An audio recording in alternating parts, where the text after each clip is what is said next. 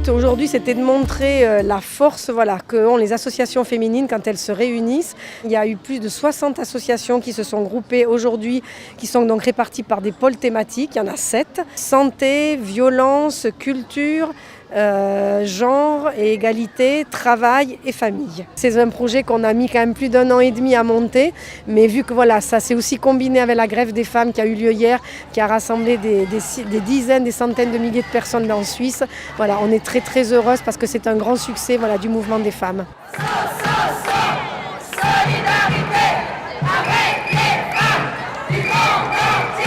L'idée, c'est de montrer non seulement ce qu'on peut faire pour aider les femmes, et puis collectivement, qu'est-ce qu'on peut aussi dégager comme force et comme complémentarité entre nous. Et à première marche, donc le cours de Boef, on fait le bilan, comme le bilan portfolio, jusqu'à poser un projet professionnel. Et le cours continue ensuite pour accompagner les personnes dans l'étude de faisabilité du projet. Aujourd'hui, dans le cadre des bastions de l'égalité, on est réunis sous la tente, sous la thématique travail, économie, insertion et formation. Et nous sommes 7 associations à collaborer ensemble sous cette tente thématique.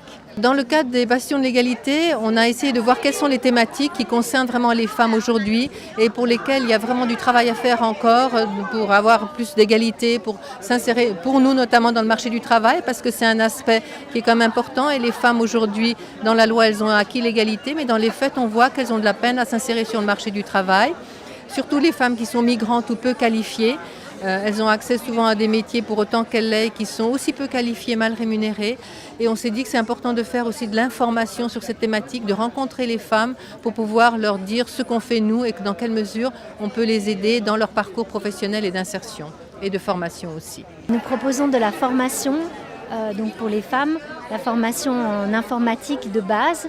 On fait aussi des bilans de compétences, ça s'appelle Première Marche. Et aussi, on a une salle informatique où les personnes peuvent venir s'entraîner, s'auto-former avec du matériel qu'on propose.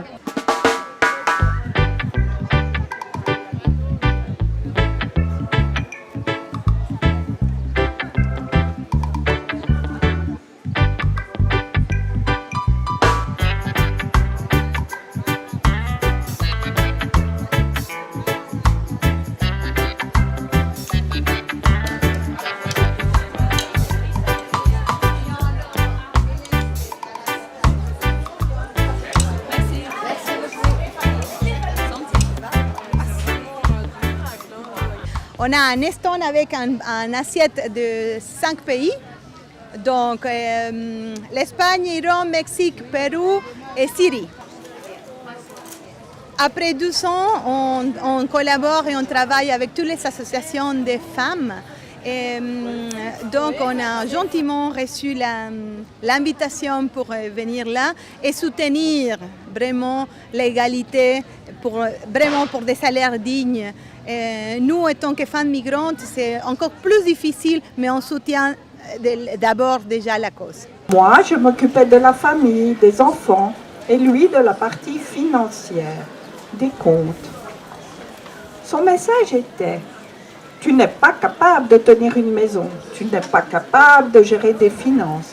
Moi, je sais, toi, tu ne sais rien. J'avais des reproches tout le temps. Mais à chaque fois, il y avait un processus mental qui faisait que je me disais « c'est ok », je lui trouvais des raisons. Je n'allais pas douter de la personne que j'aimais profondément et qui était censée m'aimer.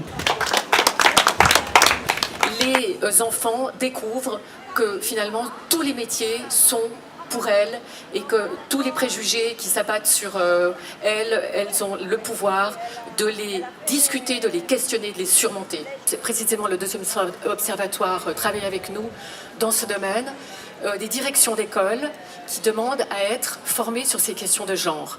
On a d'excellents cours, mais pas toujours obligatoires, pour voir avancer et à faire que ces cours soient obligatoires pour que toutes les futures enseignantes et futurs enseignants disposent de ce bagage intellectuel et pratique pour pouvoir débusquer tous les stéréotypes de genre qui sont à l'œuvre dans les classes.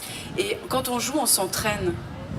Donc quand on a l'occasion de s'entraîner à des jeux de construction par exemple qui montrent la puissance d'interagir avec du matériel, de la créativité et tout, on est en train d'ouvrir des zones qui vont amener à du goût et à des compétences. Il faudra juste que l'égalité devienne une réalité et soit donc inscrite dans les faits, elle est inscrite dans la loi, mais dans la réalité quotidienne des femmes, on est loin du compte.